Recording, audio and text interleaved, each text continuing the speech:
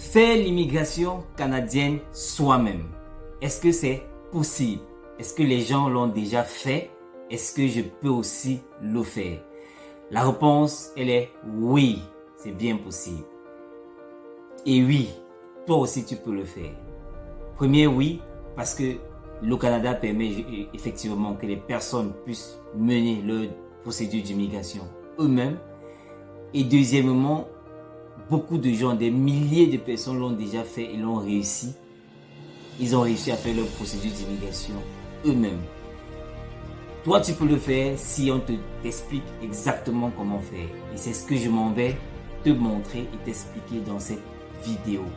Donc, je t'invite donc à rester scotché, à t'abonner à cette chaîne pour être informé des prochaines vidéos. Et on se dit à tout à l'heure pour les explications. Beaucoup de gens n'ont pas les moyens et effectivement, ils se posent la question de comment faire pour éviter de passer par un cabinet, payer des milliers de dollars. Effectivement, les cabinets d'immigration, les cabinets de conseil en immigration sont chers, que ce soit les faux cabinets qui ne sont pas agréés, que ce soit les vrais. Les deux sont chers, mais je vous recommande, si vous devez passer par un cabinet, de absolument le faire avec un vrai cabinet d'immigration, des professionnels agréés, reconnus par le gouvernement canadien. Et donc, ce que je mets aujourd'hui, nous allons plutôt parler de comment le faire, comment faire sa procédure soi-même. Déjà, ce qu'il faut comprendre, c'est que la procédure d'immigration, elle est simple, mais elle peut paraître complexe dans certains cas de figure. Notamment, lorsque on a reçu déjà un premier refus, il est souvent difficile de le faire soi-même parce que il faut savoir qu'il y a des personnes qui sont formées pour aider les personnes à faire leur procédure d'immigration. Pour des dossiers qui ont des trous, c'est-à-dire où il y a peut-être des éléments qui ne sont pas toujours disponibles, je vous recommande également de voir un cabinet d'immigration.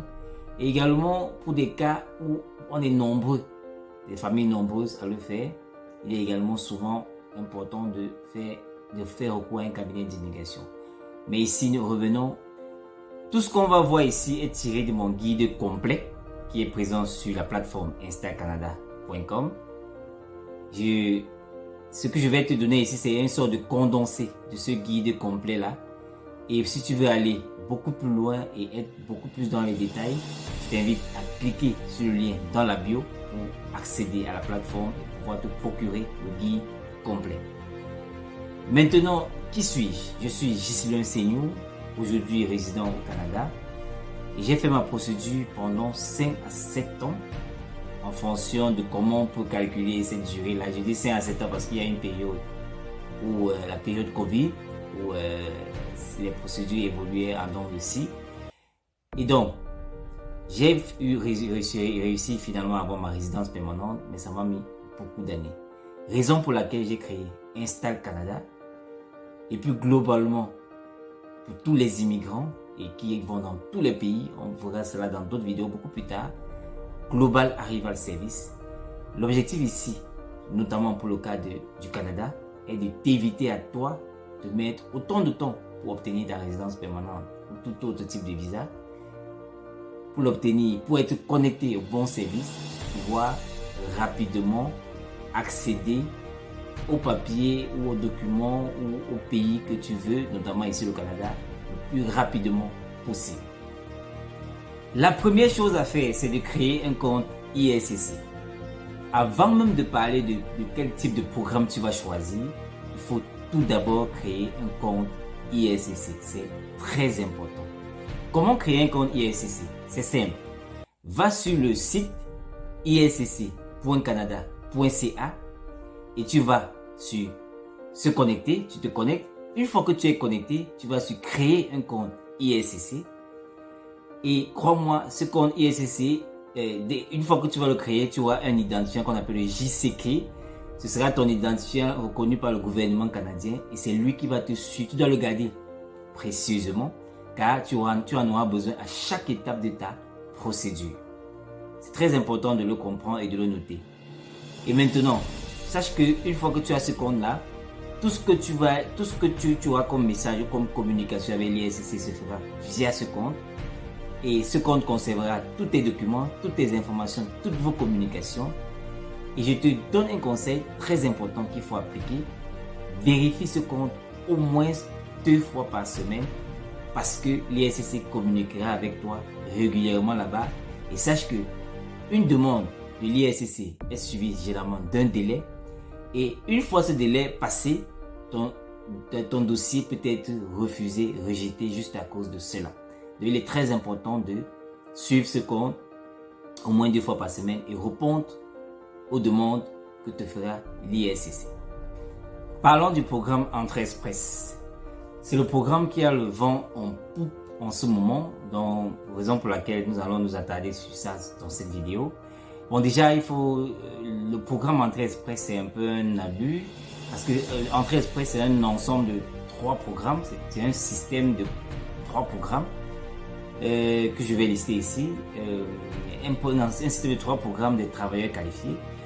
Et nous avons le programme des travailleurs qualifiés fédéraux, le programme de l'expérience canadienne et le programme des travailleurs des métiers spécialisés. Voilà les 3, on va dire les 3 sous-programmes, les programmes qui sont dans le système de Entrée Express. Et comment ça fonctionne? Tout à l'heure, je vous ai expliqué comment créer un compte ISCC, avoir sa clé ou son identifiant reconnu avec lequel vous allez travailler avec l'ISCC. Une fois que vous avez fait cela, maintenant il y a ces différents programmes là qui vous seront listés. Vous allez choisir simplement Entrée Express. Et maintenant, une fois que vous allez choisir Entrée Express, il y aura également ce choix là des travailleurs spécialisés ou des travailleurs provinciaux. Bon, la plupart des gens qui sont hors du Canada, je suppose que ça concerne beaucoup qui me suivent ici, notamment à propos de cette vidéo qui est comment faire sa procédure d'immigration soi-même. Je suppose que beaucoup d'entre vous n'êtes jamais venu au Canada, donc vous n'avez pas d'expérience canadienne. Donc c'est beaucoup plus, la plupart des gens choisissent justement le programme des travailleurs qualifiés, fédéraux. C'est d'ailleurs ce que moi-même j'ai eu à faire. Et pour quelques-uns, programme des métiers spécialisés. Donc une fois que vous avez fait ça, vous allez choisir ce programme-là. Et comment ça fonctionne également, ces sous-programmes-là des travailleurs qualifiés fédéraux, c'est un système de points. C'est-à-dire en fonction de votre âge, de votre expérience professionnelle, de votre niveau d'études, de votre niveau de langue également, français, anglais, et de votre, est-ce qu'une province par exemple vous a accepté, ça compte également, c'est généralement des éléments décisifs. Et autre chose, sachez que ne restez pas passif face à cela, parce qu'une fois que vous avez mis ces éléments, ces différentes informations et peut-être dossiers que l'ISCC va vous demander, votre dossier peut rester longtemps dans le bassin comme il peut sortir très rapidement. Ce sera justement en fonction de ce que vous allez mettre et vous aurez un retour de points qui vous dit voici le point et voici généralement le niveau de points qu'on a besoin pour vous tirer. Et c'est maintenant à vous d'être actif, c'est-à-dire si vous vous rendez compte que vous avez des points qui ne suffisent pas, vous devez être actif pour obtenir des éléments que peut-être vous n'avez pas. Et vous avez un test de français dont le score est bas. Vous battez à refaire notre test pour augmenter votre note et augmenter votre score dans le bassin. Vous avez peut-être une expérience professionnelle qui est basse. Bon, là, vous allez juste continuer à travailler. Vous avez peut-être un niveau d'études qui n'est pas suffisant. Il vous manque peut-être une année pour avoir peut-être une licence ou un master. Vous faites l'année en question, vous obtenez votre master pour augmenter votre note et votre score pour vous donner une meilleure chance d'être tiré. Donc, l'idée ici, c'est de rester actif et de véritablement de ne pas rester passif, de rester actif et de visiter le site 2 fois par semaine, comme je l'ai dit précédemment. Ça va vous permettre de savoir quoi faire pour améliorer votre score et pour être tiré le plus rapidement possible. Les documents, c'est une partie très importante. C'est là où même beaucoup de gens bloquent. Beaucoup de gens ont peur de se lancer seuls parce qu'ils ne savent pas ce qu'on va leur demander. Est-ce qu'ils auront ces choses-là? Ici, dans cette vidéo, je vais vous expliquer quels sont les documents généralement qu'on va vous demander globalement. Et je vais les classer en 6 catégories pour qu'on se comprenne bien et pour que vous compreniez bien ce que l'ISCC attend de vous en matière de documents.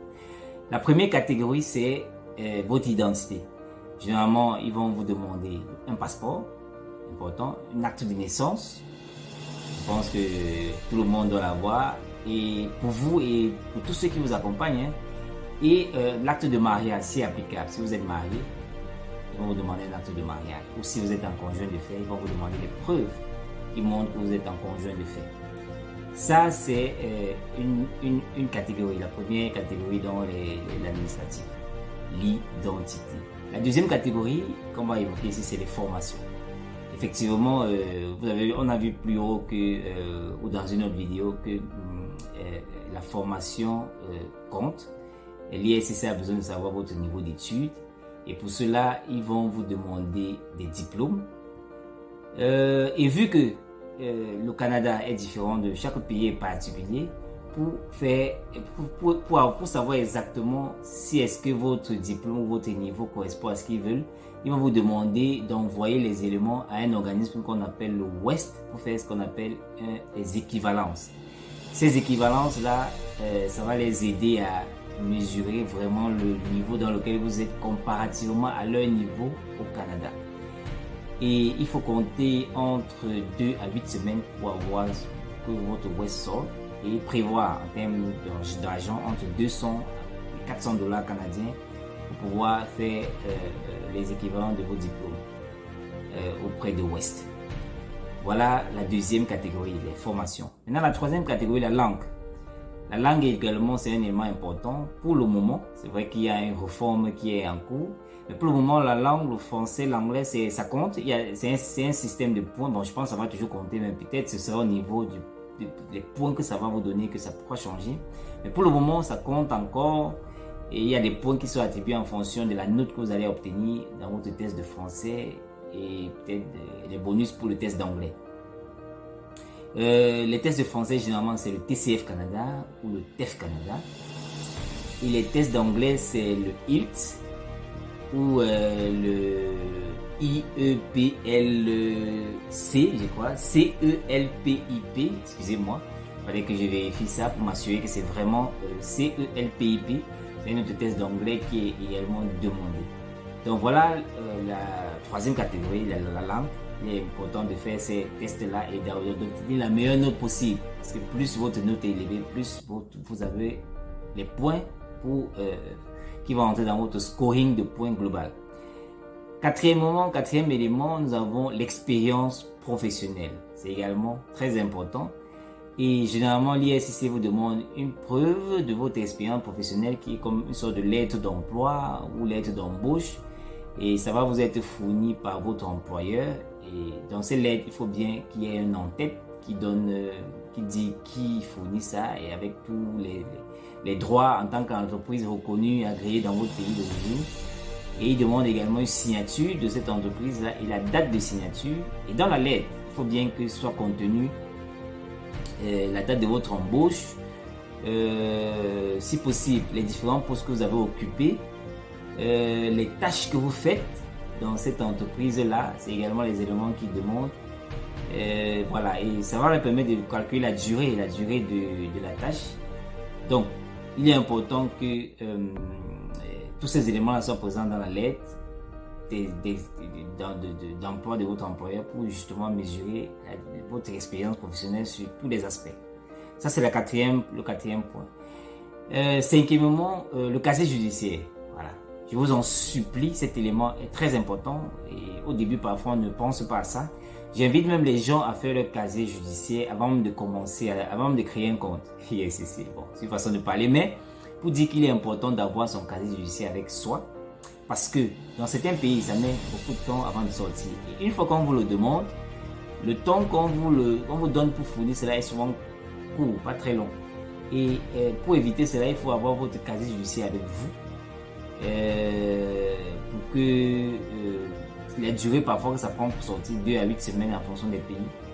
Pour que une fois qu'on vous demande, vous puissiez directement le donner sans pour autant avoir encore à le faire. Donc je vous recommande même de le faire, même si ça expire avant qu'on ne vous demande, vous le refaites tout simplement. Et donc voilà la cinquième des choses qui est pour moi très importante et le faire le plus tôt possible, dès le début même, je le recommande. Et enfin, le sixième élément, la preuve de fond. Voilà, la preuve de fond également. Déjà, ce qu'il faut comprendre, c'est quoi, quelle est l'importance de la preuve de fonds pour le gouvernement canadien? Pourquoi il demande une preuve de fonds? La preuve de fonds, déjà, c'est quoi? C'est que vous devez apporter la preuve que vous avez un argent, un certain montant qu'ils vont vous demander en fonction, si vous êtes seul ou si vous êtes avec votre épouse et les enfants. Et il demande cela pourquoi? Parce qu'il veut s'assurer que vous avez un fonds qui va vous permettre de vivre au Canada, en général, c'est une période de 3 à 6 mois, avant de pouvoir gagner de l'argent. Parce qu'ils sont conscients que beaucoup de personnes arrivent au Canada, notamment les résidents permanents, sans avoir un travail déjà. Et c'est une fois sur place qu'ils commencent à chercher le travail. Donc, ils voudraient que vous ayez un fonds qui va vous permettre de vivre entre 3 et 6 mois avant de pouvoir, le temps de trouver un travail. Voilà la raison et il est important de cela. Je crois en 2026, en ce moment, au moment où je tourne cette vidéo, nous sommes en mai 2026. Le montant pour une seule personne qui demande comme preuve de fonds, c'est de 15 623 dollars canadiens. Donc, ça pourrait évoluer. Mais pour cela, je pense qu'en vous procurant notre guide complet, vous allez pouvoir, ces éléments-là seront mis à jour régulièrement dans le guide complet, notamment le premium. On le verra dans une autre vidéo également, mais déjà c'est présent sur instacanada.com. Voilà les 6 éléments que j'ai listés ici qui sont importants d'avoir pour de préparer ou d'avoir pour pouvoir sortir du bassin et passer à la prochaine étape que nous allons voir tout de suite. On va finir très rapidement avec l'étape suivante. Une fois qu'on vous a tiré du bassin, généralement on vous demande la visite médicale qui est un élément très important et d'autres éléments parce que une fois tiré du bassin, oui, on demande ça, la biométrie également, mais nous allons nous attarder ici sur la visite médicale. La visite médicale, c'est une étape extrêmement importante pour l'ISCC et le Canada parce que c'est par là qu'ils savent que vous êtes apte en termes de santé à venir vivre au Canada et à contribuer à l'émergence et à l'évolution de ce pays. Et la visite médicale, généralement, c'est valable 1 an lorsque vous le faites. Et surtout, il faut le faire chez des médecins agréés. L'ISCC a fait une liste de médecins agréés dans chaque pays. Donc, vous devez les consulter avant d'aller faire votre visite médicale. C'est très important. Autre chose, mais pour comprendre cette autre chose-là, je vais vous expliquer mon histoire pour que vous compreniez très bien. Moi, lorsque j'ai eu mon visa, ma visite médicale expirait. Donc, je crois 3 mois, 4 mois plus tard. Ce que j'ai fait, c'est que j'ai fait l'effort de quitter avant ces 3 mois ou ces 4 mois. Seulement, entre-temps, l'ISCC a fait un mail où il demandait de refaire la visite médicale, même comme ça n'avait pas encore expiré. On a reçu ce mail-là, quand je dis on, parce que j'avais un agent avec lequel je travaillais, ou quelqu'un avec lequel je travaillais, qui m'aidait à gérer ce dossier-là. Et ce monsieur n'a pas vu, ou il a vu même, mais il n'a pas compris le message. Parce qu'il se disait que la visite médicale n'a pas expiré, pourquoi il demande qu'on refasse. Et j'ai voyagé. Erreur, parce que quand je suis arrivé, j'ai pu passer puisque le visa était là et j'ai pu traverser tous les aéroports. Mais je suis arrivé au Canada par l'aéroport de Montréal et là-bas on m'a fait comprendre que je ne peux pas entrer dans le territoire parce que ma visite médicale, on m'a demandé de refaire. J'ai dit bien, mais ma visite médicale n'a pas expiré. Mais ils disent que non, on t'a demandé de refaire, tu devais le refaire tout simplement. Et là, j'ai commencé un peu à vouloir contester, mais c'était peine perdue parce qu'une fois que si vous dites qu'on vous a demandé de refaire, il faut le refaire. Et j'ai dû, croyez-moi, même comme je suis entré et ressorti le lendemain pour revenir refaire la visite médicale dans mon pays d'origine, bien que j'ai même demandé à le faire sur place, jamais, il fallait retourner. Et j'ai dû retourner pour refaire la visite médicale. Vous imaginez la gêne et tout ce qui a pu se passer après. Mais ce qu'il faut retenir dans cette histoire, c'est qu'il faut, je l'ai dit, il faut toujours suivre les mails de ISCC, au moins 2 fois par semaine. Et si vous ne comprenez pas bien un mail, vous demandez, il faut vous renseigner. Et généralement, c'est dans une communauté qu'on parvient à comprendre ce genre de choses. Raison pour laquelle, à Insta Canada également, nous sommes en train de mettre en place une communauté. Je vous invite déjà à réserver votre place parce que pour le moment il y a une liste d'attente, le temps que la communauté, le temps que la plateforme soit, notamment la sous-plateforme réservée à la communauté soit effective. Donc je vous invite déjà à aller sur Install Canada et accéder à la partie réservation pour accéder à la communauté une fois que la sous-plateforme sera disponible. On ferme cette parenthèse. Donc, il est important de faire la visite médicale, de vérifier les mails avec l'ISCC, de s'assurer qu'on comprend bien les mails concernant la visite médicale pour ne pas vivre la même chose que j'ai vécu. Ce qu'il va falloir retenir de cette vidéo, c'est ce que j'ai dit, les documents administratifs, la visite médicale, à chaque étape, il faut suivre, il faut être concentré.